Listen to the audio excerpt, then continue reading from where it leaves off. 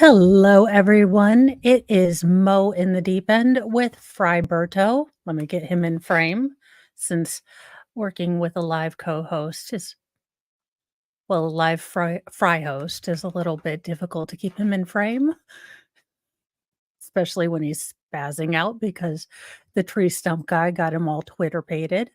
Welcome, Eris. I know that everyone is doing a stream right now, but for the replay crew, Mr. Mo asked me to put in this particular story. Now, I feel personally attacked by this story, but apparently, this story is just for me.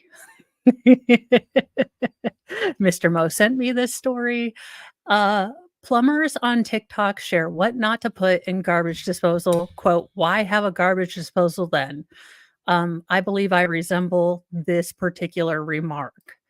Now, apparently, according to my husband, there are things that are not supposed to go down the garbage disposal. Um, I contend that they should just supercharge garbage disposals as the person that generally does the dishes. However, apparently, we will learn what does not go down the garbage disposal together for the 80th time because Mr. Mo sent this to me. So, hello, Eris. AC's wildflower? Yes, but apparently I need to remember these things, and I figured in in service to marital bliss, I will share with others what plumbers tell us not to put down the garbage disposal. Since I already poo-pooed sock folding, maybe I can help with more trad wife sort of things, as I am the picture of the perfect traditional wife. Oh, poor Mr. Mo. Plumbing at Prime Plumbing MD, a plumbing company in Baltimore, recently posted a video on TikTok about what never to put in a garbage disposal, and many TikTokers were disappointed about at what is not allowed. Okay, so what's one thing you never put down a garbage disposal? He is just extra today. We had a kind of really cool, fortunate thing happen where, a guy was just driving around, and we've had a bunch of trees, cut down, and he, I guess, does stump grinding and work, and it's the end of the season, and he offered to grind all the stumps down for a good price, and Uh, Mr. Mr. Fry is all Twitter pated. There were new people. It was crazy. So, quote, what is one thing you never put down your garbage disposal? The company wrote in the text on a video. While some of the items plumbers mentioned arguably weren't particularly shocking, chicken bones, for example, well, duh. But yeah, so since it was the end of the season and we had about 10 stumps, we got a really good price. And that's one thing off Mr. Mo's, thing because he was going to rent a doodad, a stumpy doodad. Look, let's see. Many TikTokers were surprised to hear few of the plumbers say anything, meaning nothing should go into a garbage disposal. So why have a garbage disposal then? Replied at Cody Scott Perry. Everything they mentioned, I put in my garbage disposal today. Commented Mystery Airy. That's probably me too. Don't worry, sweetie. That would be me. Disposals are generally meant for smaller food and leftover scraps, as bigger, tougher pieces can cause plumbing issues or dull blades. Also, carrot peels and potato peels are not supposed to go down there, per Mr. Mo and our marriage. um, According to Trinity Plumbing, a company in Georgia, citrus rinds, coffee grounds, cooked meat scraps, and fruits and vegetables can go in the garbage disposal without damaging it. Although Trinity Plumbing is trying to get you to get in trouble and get them to go to your house. No, you put those in the compost pile and attempt to garden. Look, I will admit that I am a consummate garden serial killer. I always attempt to have a garden and I always kill all the plants, but I start out with good intentions, I really do. Although oh, crud. Right. Although Trinity Plumbing and Prime Plumbing have slightly differing opinions about what belongs in garbage disposals, they both agree that rice and other starches can be harmful. This is because several starchy foods can expand with water and create a paste that can clog the drain. Yeah, don't do that to mashed potatoes. Um, it's a terrible, terrible idea. Use the toilet if necessary. I'm just except not with meatballs because that can also cause issues. When in doubt, there is a trash can. With all the debris and leftovers that go into garbage disposal, experts recommend cleaning it once a week. Vinegar and baking soda is what I use. While you can clean a disposal by scrubbing the blades with a power source to or the power source to the unit turned off, many people have embraced a popular hack on TikTok that only requires ice. No, that seems like a horror movie starting. To start, fill the garbage disposal with ice, turn it on. After that, uh, at Soga 1 says to turn the water and wait as the disposal runs with the water, dirt, and grime from the blade should loosen and rise to the surface, leaving it good as new. Some TikTokers have also claimed they use soap and citrus peels with this hack in order to have a fresh smell at the end of the process. Several people in the comments tried this hack, and a few had a few changes to make to protect the disposal. I did this and ended up breaking my garbage disposal. I asked around, and it turns out if you're going to do this, use crushed ice. TikTokers aren't the only ones who have embraced this hack. Even professional home renovators like Royce Renovations have added this trick to their arsenal. Yes, ACs, that's what I'm saying. I'm saying, keep those plumbers employed. Good evening, Christine. Yeah, don't d you know, if you have a plumber in your life, then I say screw it and put everything down the disposal. Or if you know Tim the Toolman Taylor and he is going to supercharge, your disposal, then we go for it. But when in doubt, do not put anything that you're scared of down the disposal. It's just not a it's not a good idea. Good evening, HT. In the next story, craziness at a high school. This is a bit of an older story, but cell phone video shows chaos erupt at Auburn Riverside High School as masked kids run in the halls, hitting students. Yeah, that's why I use vinegar and baking soda, and then sometimes they've got those little like drop um, ball thingies that smell like lemon, and I'll use those. Well, if it would ever load. I don't know, my internet is being super awesome here today, so I don't know. Where is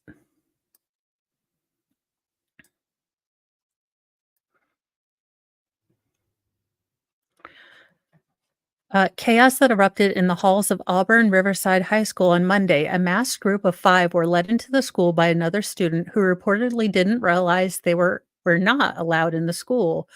The group ran down the hallway, hitting and shoving students. A few days before that, 2 fights were also reported at the school. Many parents with children who attend Auburn Riverside High School tell Fox 13 they've seen the video and they are very concerned. Quote, "The masked kids running around the school? Oh, no, I was not comfortable." Jacqueline Bowles, a parent of Auburn Riverside High School student. The school district reports that at least one student was punched while 4 others were pushed. Bowles said her son Freddie was not in school that day, but heard what was happening. Quote, "He ran out in the hall or was at school that day and heard what was happening. Quote, he ran in the hallway and saw everyone running. He said one of his classmates got hit and one of his teammates got hit. It's been quite unsettling," she said. "I thought it was bananas. I thought it was crazy. I thought, how could this happen?" said Bowles. The district said the group was in the building for less than 40 seconds, and administrators were chasing them shortly after they entered the building. The school says the two other fights broke out 3 days earlier, and they were trying to figure out if all three incidents are related. For Friday's homecoming game, the school said four resource officers would be at the game, along with six school safety officers and administrators. I think, quote, I think because there's no punishment, that's why this happens, says Antoli Mascapeno, a dad of a sophomore at Auburn High School. Quote, I hear my brother talking about it. I really don't get why kids would do that. I'm just glad it's not my brother doing any of it, said Bella Mascapeno, the younger sister of an Auburn Riverside High School student. Oh, awesome. Yes, it really is. I've got several shirts I want. There's a sweatshirt that I wanna make that says, my dog, my chat, and I talk crap about you," 'cause I think you can customize it, so I need to customize it, and then, as you can see, I'm working on the whiteboard, and this is the very first time, you guys, that I will have to employ the mobile whiteboard, but I don't want Dan Markle with these jokers. So he gets his own separate victim mobile whiteboard of truth. So, as far as keeping her son in school, Bowles said the final straw came Thursday when her son called to tell her rumors were being spread between students that there's going to be a shooting. She pulled him out of school for the day and called administrators. Quote, they tell me that's not credible. Yeah, the fact that students were able to let in outsiders. Oh, I know. And they're nice. I love them. The problem is that my oldest daughter keeps stealing the one that says, "This might be vodka. This is probably vodka." I'll have to see if they do sponsorships, because I swear I would just wear stupid T-shirts with writing on them all the time. I would do nothing but Tumblr sponsorships. You have no idea. Let's see. They did tell me it's not credible, but in this stage of our lives, we don't know what's credible or not, said Bowles. Oh, right. You are right. Thank you, Eris. Uh, Bowles feels that the principal has been upfront with information at the school, and she felt reassured that the district is taking things seriously. Y'all homeschool your children. Or get them if you are um able to, if your state allows you, try to get into a private school. These administrators, I don't know. Th the teachers, most teachers are good, some are not so great, but you are right. I need to start remembering that. I've gotten a little looser with my language, I need to remember that. Quote, "I feel safe tonight, I feel safe tomorrow for the dance. I'm good, I'm really glad they didn't sweep it under the rug," said Bowles. Auburn police are investigating Monday's incident in the hallway. They are also pledging to do more patrols around the campus. My son was just talking this afternoon when we drove past the high school that he would be zoned for. Yeah, it's really and talking to your kids and making sure they're comfortable. Yeah, it really is. And then having to convert back to normal speak when I'm talking to people because I'll start using code words and they're like, "What are you unalived and self-delete, and what are you talking about?" In happier or odder news, pole dancing skeletons cause uproar in Utah town. Not acceptable. Oh my gosh. A resident of Grantsville, Utah, was told to take down his cheeky Halloween display by city officials. Residents of Grantville, Utah are buzzing over another local's hilarious Halloween display. According to Instagram posts shared by local news outlet The Ogdenite, city officials of Utah town are not happy with one resident's cheeky skeleton display or setup outside their home. That's hilarious. This is hilarious. I don't care. Utah, it's funny. You don't even see boobs. It's a skeleton. In a screenshot posted by Grantville City's official Facebook account, which has since been deleted, a skeleton can be seen hanging from a street sign while two other skeletons appear to be watching uh, the funny scene. Above the photo, Grantsville City addressed their message to the person responsible for this display.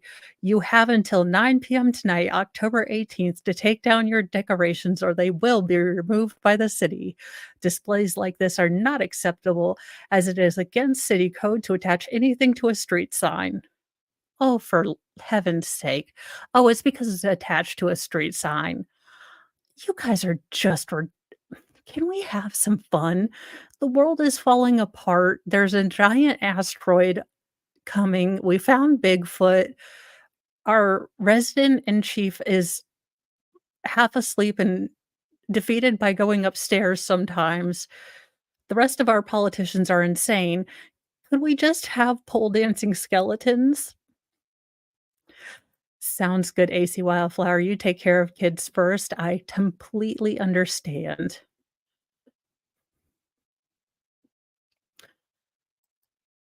Oh, Lord. How are they ever going to read Bigfoot erotica? While city officials may not be amused, users in the comment sections could not get enough of the comical decorations. Quote, this really made me giggle out loud, one person wrote, while another criticized the city for being, quote, buzzkills and making the homeowner take down the display. A different user posted a potential loophole for the resident. Perhaps if the pole dancer were to wear a swimsuit, would it be more appropriate for their neighborhood? In an interview with Fox 13 Utah, the owner of the home admitted that his Halloween setup may be a little risque for some, but it was all in the name of fun. A clip of the neighbor trying to cut down the skeleton multiple times was also shown. After the notice from the city was posted, the owner removed the skeleton from the street sign and repositioned the display on his own lawn to avoid further complaints. I hope so.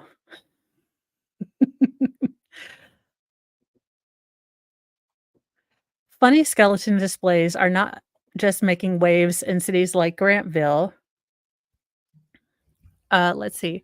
They're also making their way to homes of celebrities.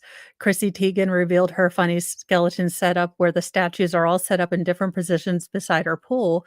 Many appear to be lounging in the sun, which made Teigen reference the popular reality dating show Love Island. In a video clip showing off her skeletons, the model joked, I love this so much. I just noticed it. They're relaxing by the fire pit. It's like Love Island in 100 years.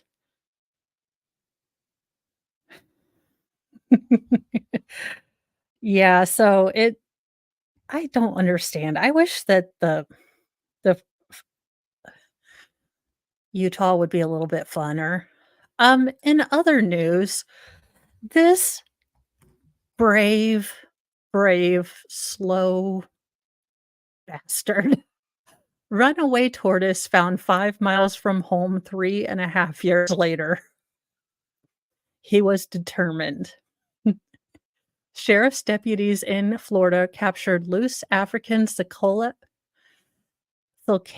tortoise, and the reptile was later found to have escaped its home 3.5 years earlier. Florida's Wildest Animal Rescue, a nonprofit exotic animal refuge in Putnam County, said local sheriff's deputies brought in a sulcata tortoise they found wandering in Interlachen. Quote, he's definitely someone's tortoise as he likes people and head pats, the sheriff's office said in Facebook post. The refuge posted about the tortoise on social media and soon received a flood of tips from members of the public about a sulcata tortoise that had been reported missing in the same area April 2020. Quote, she was missing for 3.5 years and found 5 miles away from where she originally escaped, the refuge said. The tortoise was returned to her surprised and grateful owners. Quote, she's in a bit of rough shape from spending so many cold winters without heat, but she'll be okay. We recommend a trip to the vet, the refuge said. So it's a she, and she was running away to find a male tortoise. I mean, look, it was a long haul for her. Oh, if they told me to take it down, I would have had 12 more, and there would have been I would have stayed up all night to figure out how to make a skeleton twerk. You have no idea. Do not test me with my fake redhead rage, and welcome, JK Debug. Yeah, I do not do well with I may have a little bit of, yeah, was there a hair anywhere, perhaps napping? Theft of 2,000,000 dimes from a truckload of coin from the US Mint leaves 4 facing federal charges. I'm not saying that stealing a bunch of dimes is maybe not the best crime, but it's gonna be hard to take those all to the Walmart. Like, "Sir, you seem" to the car dealership, "Yes, I'd like that Ferrari, and how will you be paying for it?" "I have a ass ton of dimes, sir."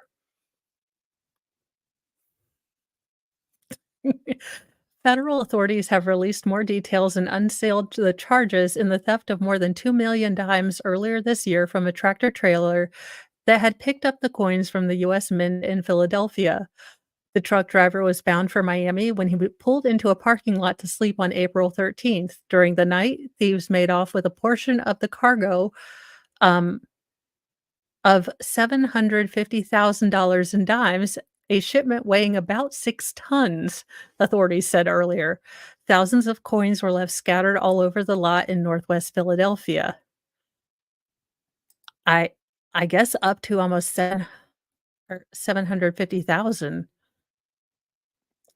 The Philadelphia Inquirer reports that prosecutors contend that the theft, which they now say totaled $234,500 in stolen dimes, was part of a spree of robberies from tractor trailers passing through the region that also netted thieves frozen crab legs, shrimp, meat, beer, and liquor. They're just having a crab boil. It's not. They are simply having a down-home crab boil, and apparently they're gonna use a bunch of dimes to make it hail at a strip club. I'm just kidding. You wouldn't wanna make it hail. That would be mean. Although I have thought about it a couple times, but that would be terrible. Detectives, said at the time that surveillance video showed 6 men dressed in gray hoodies and armed with bolt cutters approaching the truck in the middle of the night and breaking into it, then loading the coins into smaller bags and into a waiting truck. The indictment, unsealed Friday, alleges that after the theft, thousands of dimes were converted into cash at coin machines in Maryland or through deposits at least 4 different suburban Philadelphia banks, the newspaper reported. 4 Philadelphia men, 25-year-old Rakeem Savage, 31-year-old Ronald Bird, 30-year-old Hanef Palmer, and 32-year-old Malik Palmer face conspiracy, robbery, theft of government money, and other charges.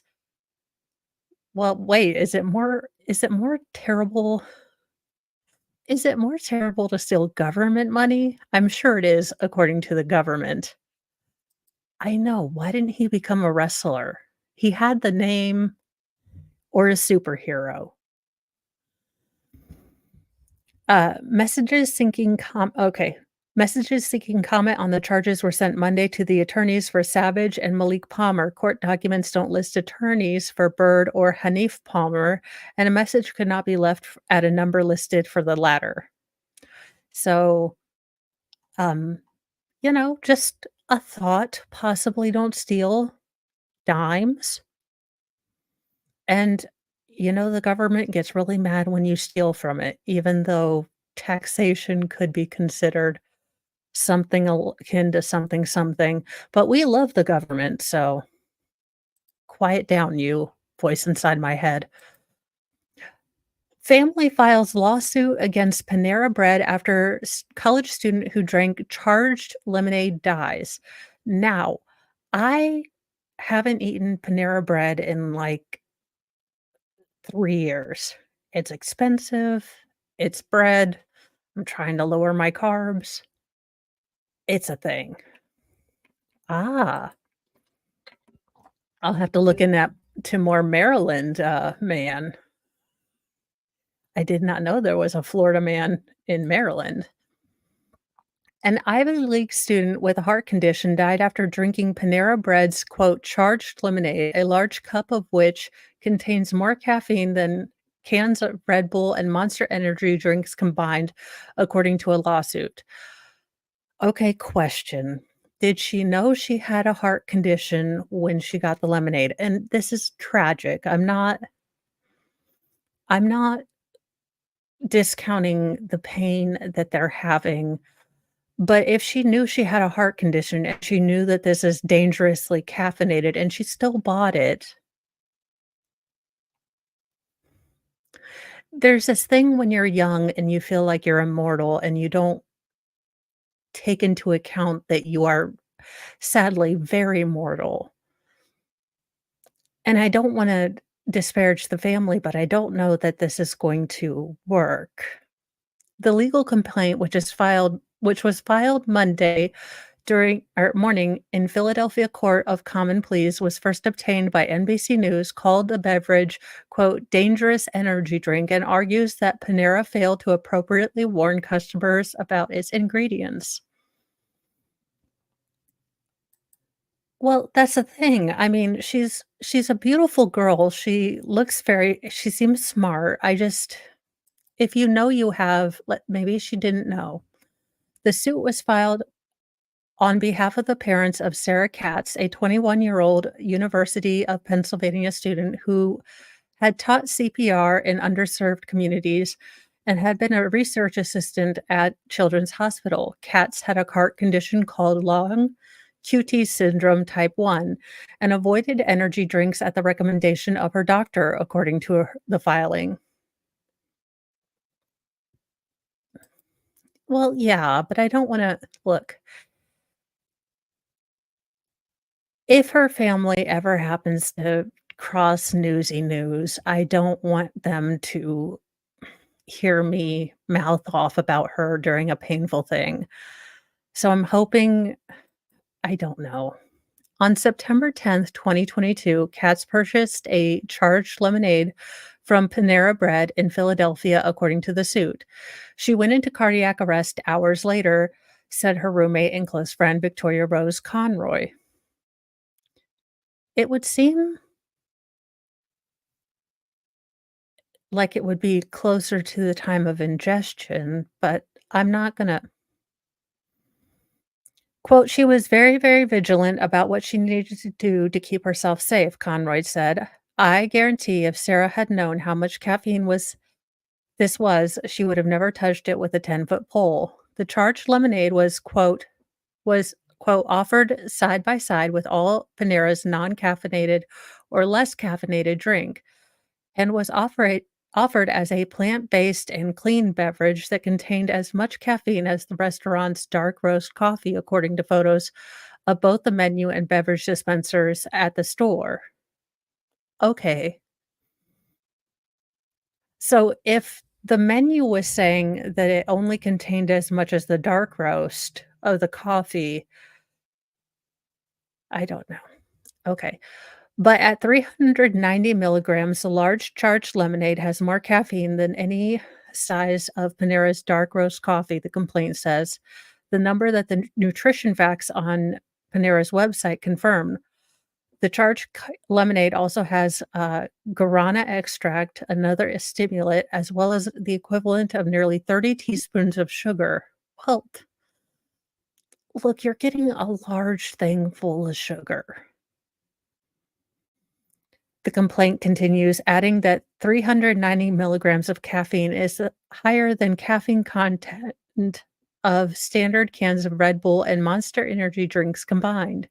Katz had gotten a large cup, which is 30 fluid ounces, according to the attorney representing her family. Quote, "I think everyone thinks lemonade is safe, and really, this isn't lemonade at all. It's an energy drink that has lemonade flavor," said Elizabeth Crawford, a partner at Philadelphia-based law firm Klein and Spencer PC. "It should have an adequate warning." The lawsuit alleges that the charged lemonade, quote, is defective in design because it is a dangerous energy drink. Quote, these unregulated beverages include no warning of potentially dangerous side effect or effects, even life-threatening effects on blood pressure, heart rate, or brain function, it says. Conroy described Katz as an excellent student and, quote, most involved, passionate person I've ever met, someone who would smile and wave to everyone on campus. She was careful to tell people she couldn't consume energy drinks and made other modifications for her health condition, but she, quote, never let it stop her achieving things she wanted to do, Conroy said. Katz had been diagnosed with long QT syndrome at the age of 5, according to Crawford. The American Heart Association describes long QT as a disorder of the heart's electrical system that can cause abnormal heart rhythms as a result of exercise or stress. It can be well managed with medication. In addition to medication, Katz's condition was controlled by regular doctor visits where everything was normal, Crawford said. And about 1 in 2,000 people have congenital long QT syndrome, with some showing no symptoms and others fainting and experiencing heart palpitations in response to triggers such as exercise or being startled. And Dr. Charles Burrell, an electrophysiologist at the Children's National Hospital in Washington. Burrell, who did not treat Katz and is not involved in the lawsuit, said that caffeine is allowable in moderation for long QT patients. Well, because apparently it has a bajillion, gazillion times caffeine. But it does say on there that it has caffeine in it, so unless these signs have changed since the lawsuit. Okay. We tell people not to worry, it's fine to have a Coke or a small coffee each day, said Burrell, who's on the board of trustees for the Sudden Arrhythmia Death Syndrome Foundation, an advocacy organization for those with heart rhythm abnormalities. But some of the smaller studies have shown that energy drinks that have caffeine plus other ingredients like taurine or other things might be a little riskier, Laurel said. The lawsuit says Katz purchased the Unlimited Sip Club membership from Panera, which allows customers to pay a monthly fee for unlimited drinks about a week and a half before her death. Conroy said Katz had bought at least one other charged lemonade in the days prior to her cardiac arrest. On the day of her death, Katz purchased a large lemonade and collapsed several hours later while at a party gathering for her friend at a restaurant, Conroy said. Emergency personnel transported her to the hospital where she had another cardiac arrest, this time fatal, the lawsuit said. Quote, she was taking from us so soon, and she shouldn't have been, Conroy said. She had so much more to give. A medical examiner's report that Crawford shared with NBC News showed that Katz's cause of death was cardiac arrhythmia due to long QT syndrome. The report does not mention the beverage as a contributing factor, but notes that she had no drugs in her system other than what the hospital tried to use to resuscitate her. So what they're saying is that this particular lemonade has more caffeine plus guarana extract than a Monster and a Red Bull combined. And she drank a large one, but caffeine can have health consequences for people beyond those with long QT syndrome or heart disorders. Large amounts can also pose risk to people with underlying conditions as well as pregnant or breastfeeding individuals, breastfeeding women, and to children, the Food and Drug Administration says. According to Panera's website, the caffeine content of its charged lemonade ranges from 260 milligrams in the regular size to 390 milligrams in the large 30-ounce size, while the caffeine content of its dark roast coffee ranges from 161 milligrams in the small to 268 milligrams in the large, which is 20 fluid ounces. Panera's charged lemonade has attracted social attention on social media. In December 2021 or 2022, a customer who said she didn't know how caffeinated the drink was shared a viral TikTok of herself consuming free refills of the mango yuzu charged lemonade and captioned the video, "This drink should come with a warning because it's delicious and will lead to my cardiac arrest." On its website, Panera refers to its charged lemonades as the ultimate energy drink, although the lawsuit alleges that it was not advertised as such in store at the time of Kat's death. It is not clear how long that verbiage has been used in the restaurant's chain site. Quote, "I give up. I know, I'm not a biologist, I only nurse 6 children." You know what? I should have had Mr. Mo nurse the last one. It was his child. His 2 little swimmers got together and just created a child. That's my Yeah, I would be in a corner with tinfoil and full of anxiety, full Dale Gribble with that much caffeine. If you're going to market it that way and know it's an energy drink, how can you not market it that way in an actual store? Crawford said. The reasonable customer is not going to go on the website to compare it to see whether or not there's any additional information. Kat's parents, who declined to speak about the lawsuit, are desperate for people to understand exactly what's in Panera's charged lemonade before they buy it, Crawford said. Quote, "That has been their most important thing, making the public aware of these dangers to make sure it doesn't happen to someone else." So there you go.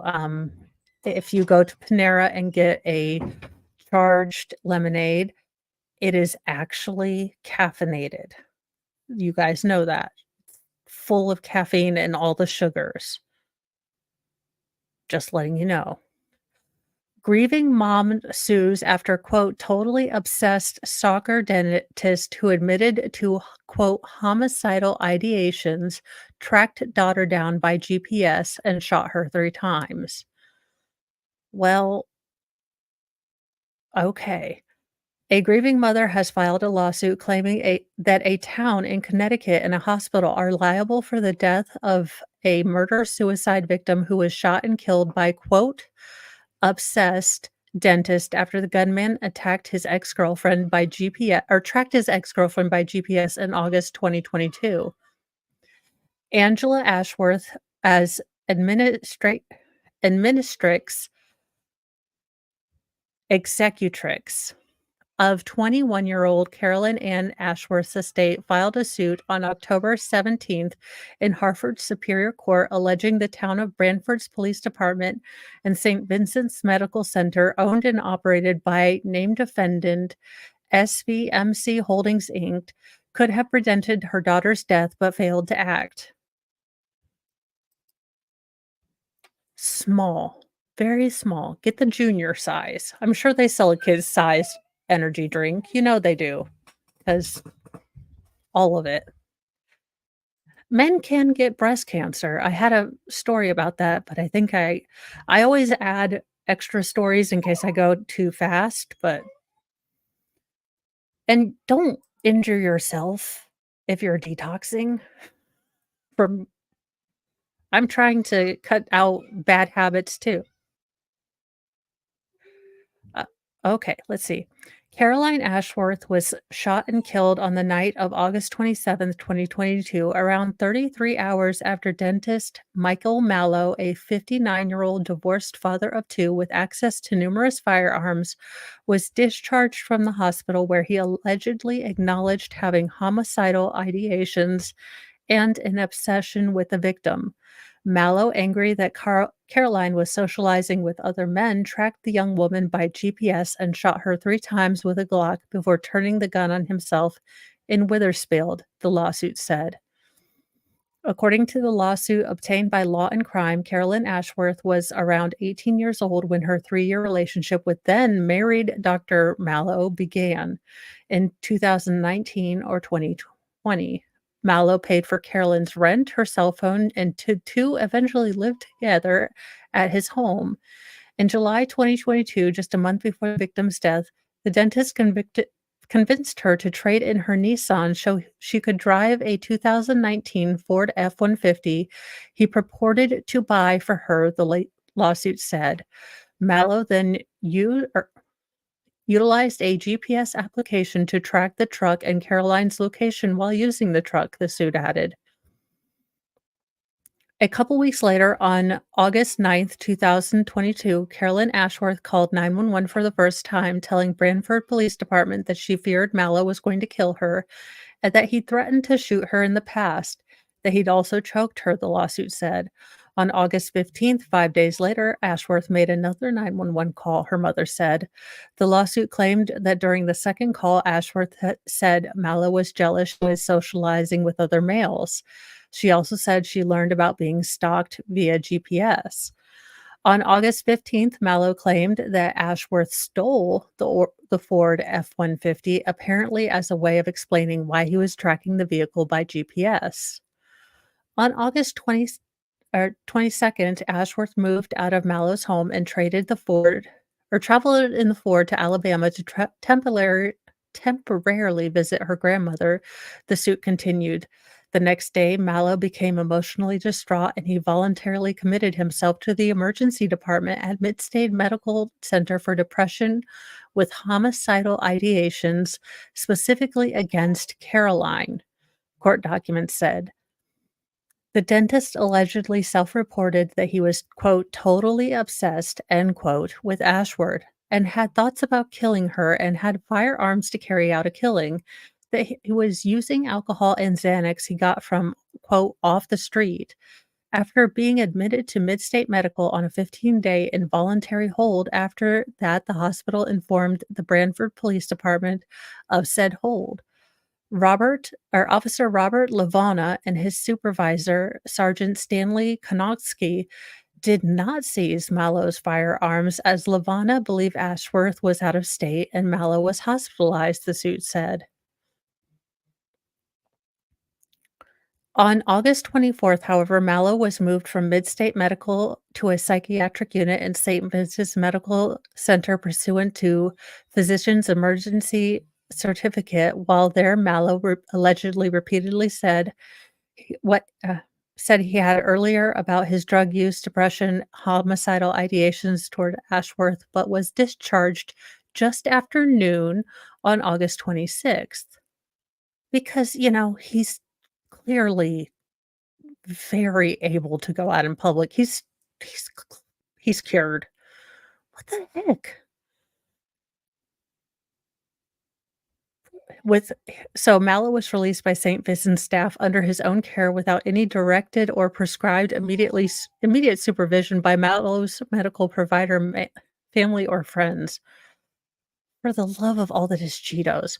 On August 27th, around 33 hours after he was discharged, Mallow allegedly stalked Ashworth, tracked her to a condo parking lot in Worthersfield, shot her 3 times, and took his own life. As a result, the lawsuit said the town of Branford should be held liable for the allegedly negligent acts of the police department and the wrongful death of Ashworth. The lawsuit similarly alleged that St. Vincent's Medical Center, SVMC Holdings, Inc., should be held liable for carelessly and negligently discharging Mallow before the PCE expired. Quote, as further direct and proximate result of the aforementioned conduct of SVMC, Carolyn sustained and endured the pain and suffering, discomfort, and shock to her entire nervous system prior to her death. A third count named attorney Christopher Donlin, the administrator of Michael Mallow's estate, in order to seek damages and common law damages through litigation.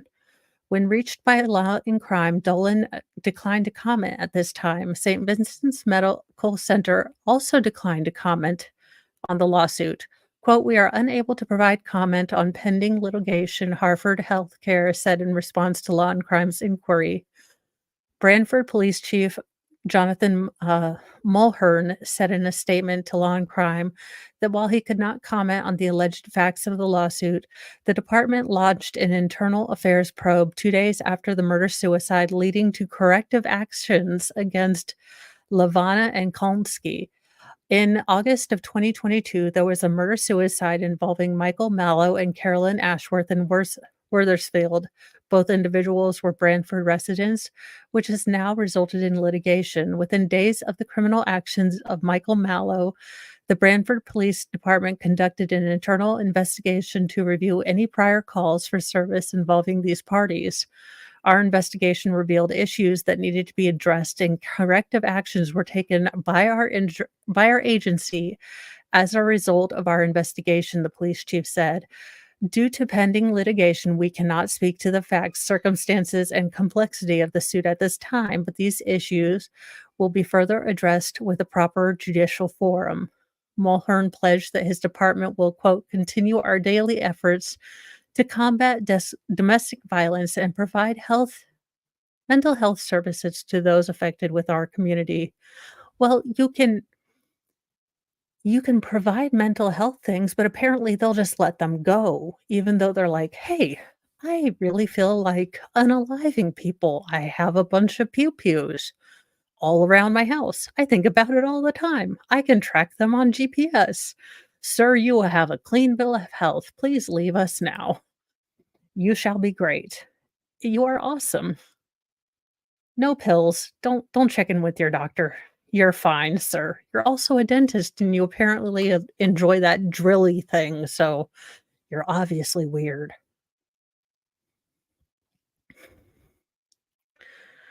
Uh, let's see here. Quote, "We remind the public to call police if you or a loved one or a friend fall victim to domestic violence or suffer from mental health illness. We thank the public for their patience and continued support of our agency at this time. The men and women of the Bradford Police Department express our condolences to all those impacted by this tragedy. The internal affairs investigation into both officer and sergeant ended with a memoranda of agreement. The memoranda, signed by Lavana, agreed that the officer violated department rules through neglect of duty and investigatory conduct, quote, well below the standards of performance for an officer of the Bradford County Police Department in crimes of family violence case. You have accepted responsibility and resolved this disciplinary matter. A memorandum of agreement was executed. A disciplinary letter from the chief in November 2022 said Officer Lavana was suspended for 30 days without pay.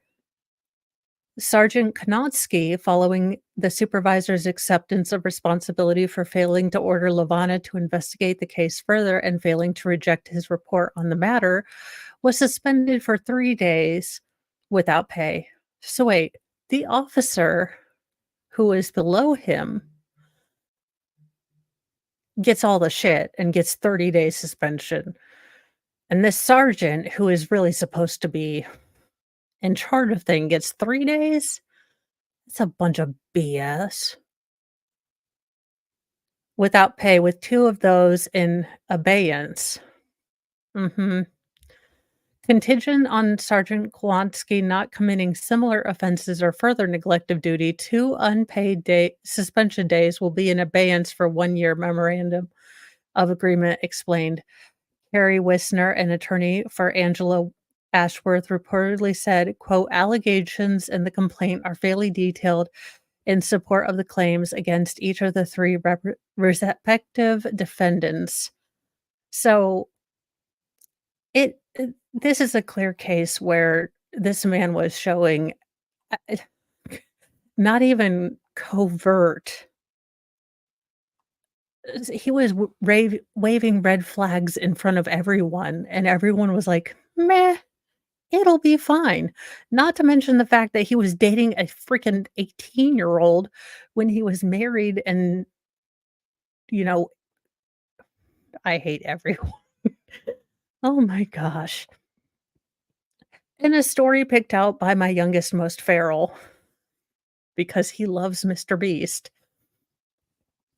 Mr. Beast tours Third 30 million mega mansion of late Yankee Candle founder, packed with the craziest amenities. Yes, Mr. Griffin was super excited to put this in.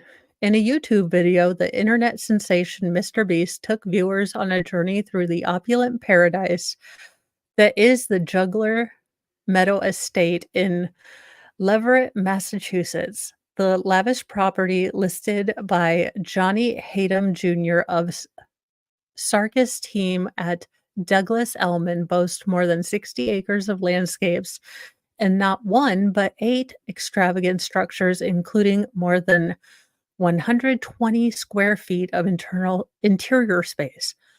I am not dusting all of that. Hell to the no. And it's quickly become a viral sensation with more than 93 million views and counting. The ju the Juggler Meadow estate was previously owned by the late Michael Kittredge II, the genius behind the iconic Yankee Candle Co. Yankee Yankee candles are like, um look, they're like catnip for women. I'm just telling you. You put them out and you get a little wax warmer thing and you put one out, and we're happy for days. I mean, we will just go in that store and sniff things until our nose fall off, and we will pay. Look, I like the Woodwick ones. Mr. Mo hates them because he doesn't like the crackling. I love the crackling sound, but yeah. Now, I will tell you then I'm a cheapo. I will just buy them at Walmart or at Ollie's when they go to Ollie's and they're like $5, I'm there. The property hit the market in September 2022 with a price tag of 23 million, the Post previously reported. It's now available for those who want to live the ultimate American dream for a whopping 30 million. Well, there you go. Guys, we just need to crowdfund $30 million. We can all live there together. As a part uh, of a series of home tours ranging from $1 to 100 million, Mr. Beast explored this Wonderland compound at a 4-minute mark in the video. His YouTube alter ego, Jimmy Donaldson, and his team couldn't contain their excitement as they took in the sheer extravagance of the great room, frolicked in the indoor water park, and looked awestruck by the collection of Lamborghinis on top of Lamborghinis, which one team member likened to a candy store for adult. The sprawling estate is being sold by Michael Kittredge's second's son, Mick. The compound's vast 200 or 120 square feet include a 25,000 square foot main residence, a 55,000 square foot spa complete with 4,000 square foot fitness center with a full kitchen, massage rooms, treatment rooms, saunas, steam rooms, and 2 luxurious locker rooms.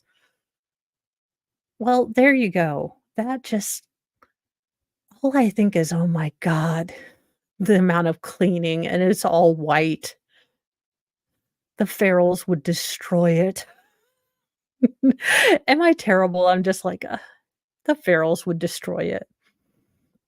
The amenities are out of this world, featuring a 3-lane bowling alley, a game room that looks like an arcade, a massive auditorium, an indoor tennis court with spectacular seating or spectator seating, along with a 25 foot long oak bar and fireplace described in the listing.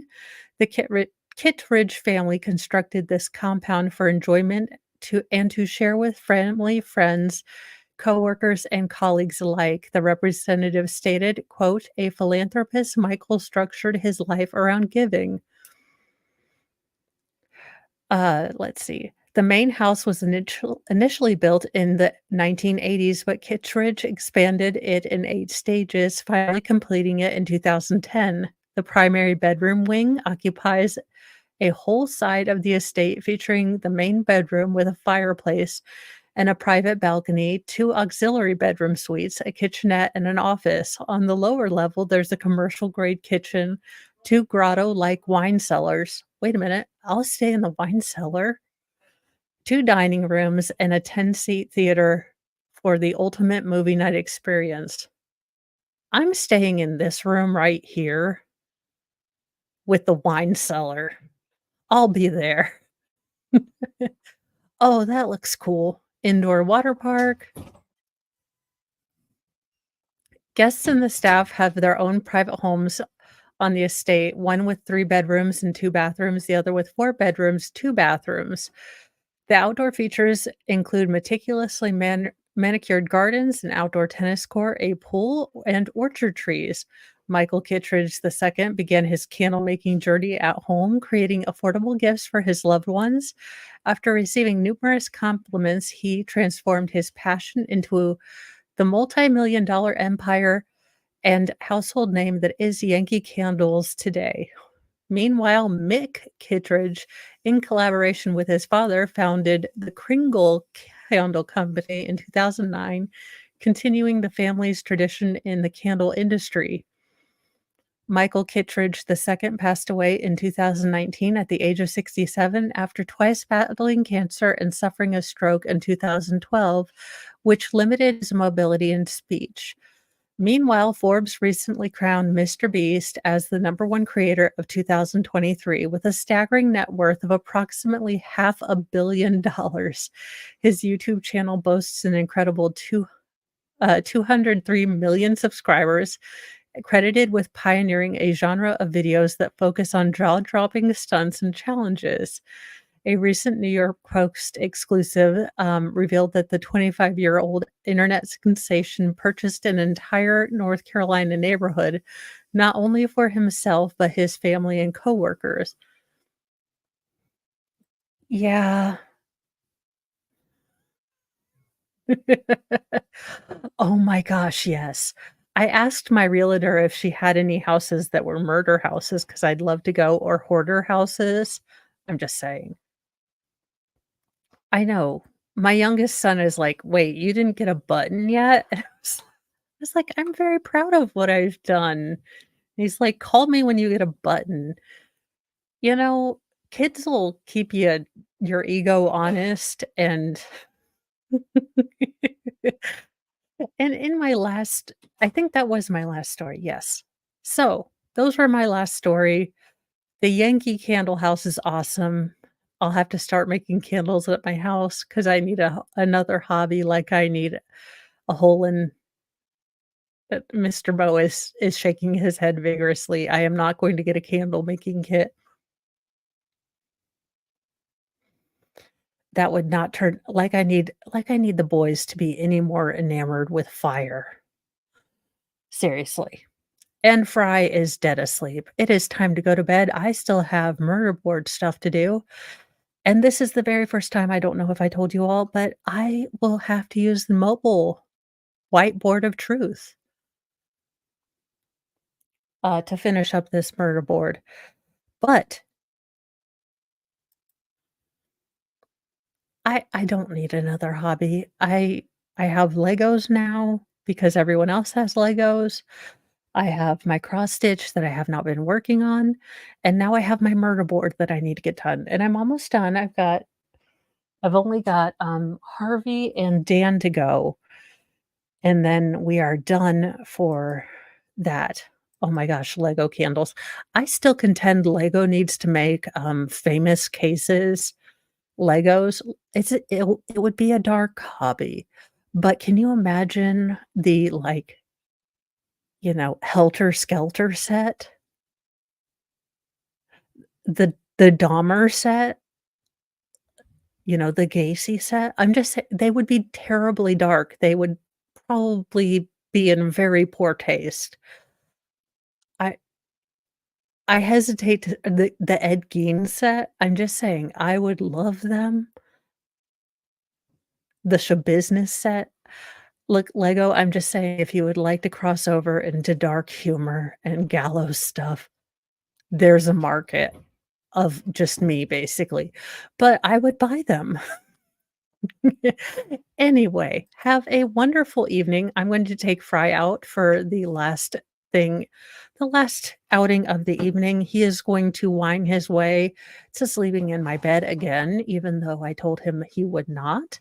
And we are gonna continue the charade of me pretending that he will not sleep in my bed anymore.